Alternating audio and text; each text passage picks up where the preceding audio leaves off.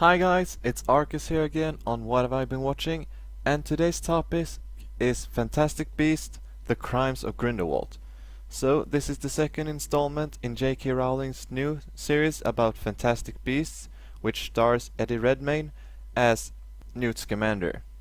And first off, I would like to say that I really enjoyed the first film in this series. It was quite a bit different from the Harry Potter series. I enjoyed that series so much. I was excited when they announced that they were going to continue in this universe, and it was exciting that it was set back in the 1920s or 30s. I don't remember exactly correctly, but it was sometime in this period. So therefore, I really enjoyed the first movie because it was a fresh look. It was really exciting with a lot of fantastical beasts and a lot of great magic and a lot of great moments. So therefore, I was extremely excited for the second follow-up because I enjoyed the first movie so much.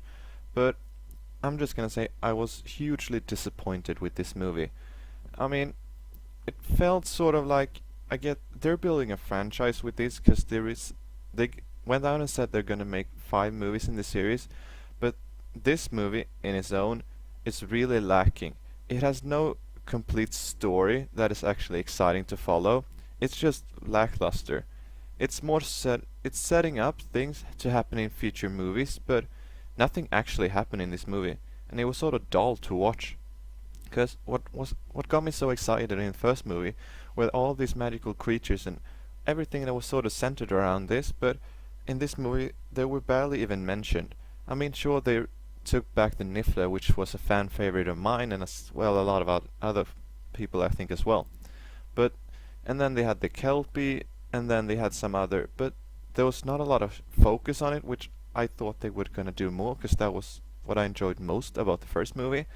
And also the entire plot in this movie just it feels like they just put a bunch of writers in the room, and it didn't make sense how all of these characters ended up in Paris. Sure, I get why Grindelwald and everyone, they're searching for credence and therefore they go there, but it didn't make sense for everyone else to be there. So yeah, I get Newt is in London, and yes, that I get, and he's been banned from traveling internationally because of, the events in New York that happened in the first movie. So that made a lot of sense to me. But then, all of a sudden, I was thinking in the beginning of the movie, like, how are they gonna tie in the other characters that were in the first movie? Jacob, Queenie, and Tina, because they're in America, and it actually makes no sense for them to even be in Europe. So I was sort of curious if they were even gonna be in the movie at first, but then they were, but it didn't make sense how they just threw them in there. Jacob and Queenie, they just completely at random appear at Newt's house in London. And all of a sudden you're like, okay, they're there. And Tina, she's out, she's an orar, so she's out traveling and looking for credence as well. And then all of a sudden Newt finds out that she has ended up in Paris as well, so therefore he has to go there. But before he does, he gets a mission from Albus Dumbledore, which I was really excited when I got the news that he was going to be in this movie, and I actually liked Jude Law's portrayal of the character, so that was one of the points I enjoyed about the movie. Even though he did not have much screen time and actually do anything significant, it was still enjoyable to watch. So I'm excited to see what that's going to be like in future movies. But other than that, so they traveled to Paris, but it didn't feel like they had a sort of a storyline to go through in this movie. It was more like plot points that needed to build up in order for the other movies in the future to actually have any meaning. And nothing even happened in this movie. They went around talking, they traveled here and there. They sort of built up Grindelwald, to be this major character. It's gonna be the big bad of the franchise, but he felt sort of lackluster in the entire movie. He was just there doing dialogue. He didn't do anything significant whatsoever. And I'm still torn about the way that they cast Johnny Depp in the role, because every time I see him I can't take him seriously. I just keep thinking back to all of his previous work, and especially, the Pirates of the Caribbean franchise, which he's mostly famous for now. And he's not a serious actor in my opinion. He's good at an actor, but this role doesn't suit him. I get that he's trying to go, the more mature way, but it doesn't really work for him. I really enjoy him in this, in the Pirates of the Caribbean as Captain Sparrow, because he's a clumsy and funny character, and that's I think that's when he shines the most. So therefore, I'm very confused that they cast him in this role and that they actually went behind it, and I'm just having a hard time seeing him as a big bad and actually taking him seriously.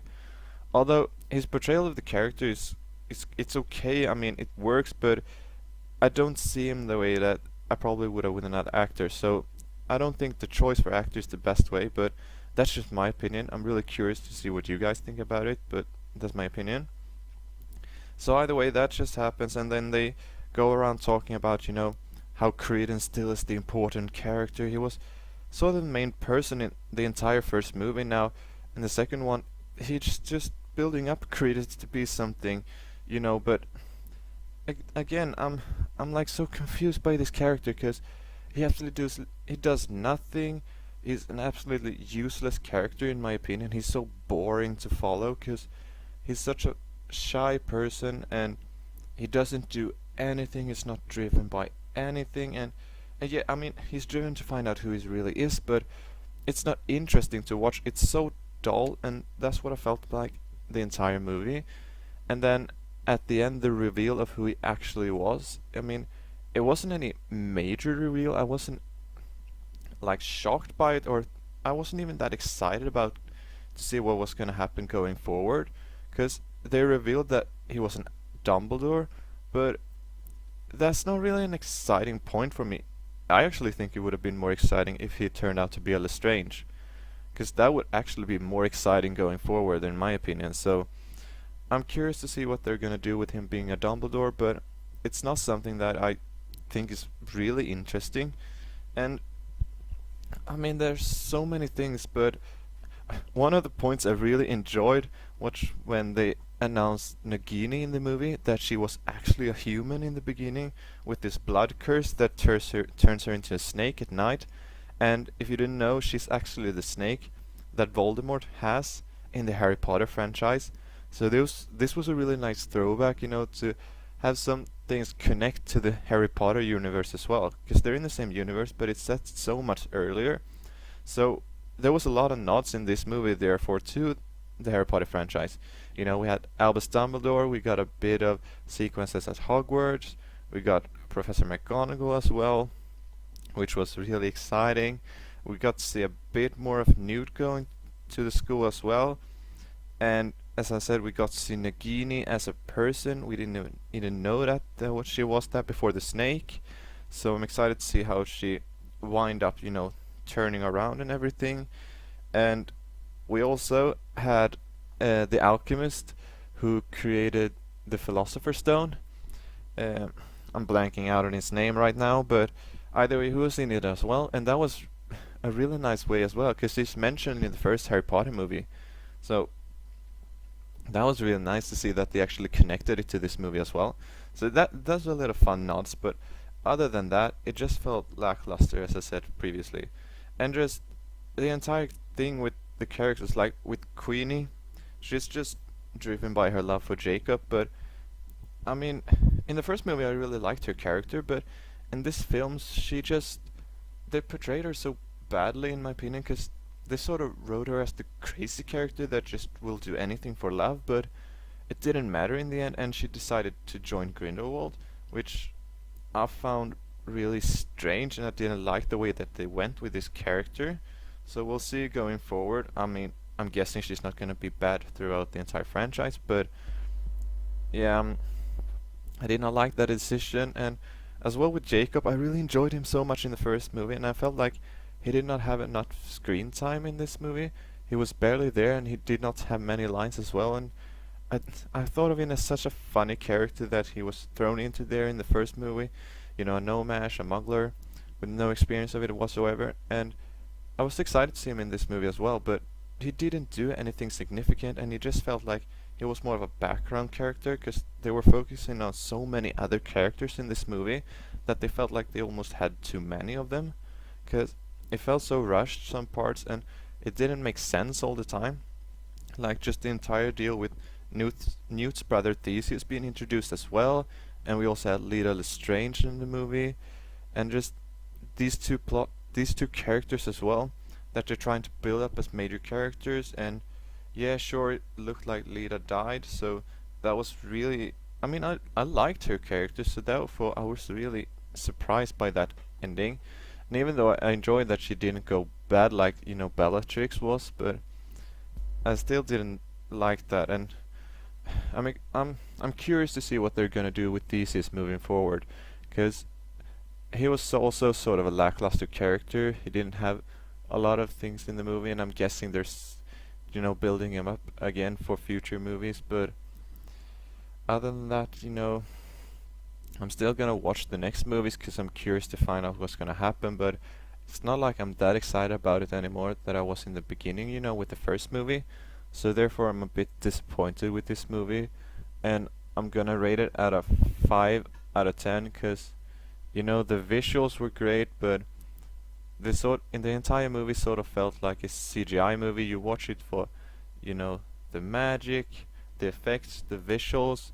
You don't watch it for the story because nothing happened throughout the entire movie. Nothing major. It was just like a movie that they had to put in there to sort of build up in the future, but they didn't do it the right way because they didn't think about it actually being a standalone movie. They just sort of thought towards the franchise building, which I did not enjoy. I, I mean, I get the idea, but the way they executed it was very poorly in my opinion. So there you have it. As always, I'm curious to see what you thought about it as well, so leave a comment down below. And if you have anything you want me to review next, just comment as well. And I'll see what I can do. Until next time, this is Arcus, signing off.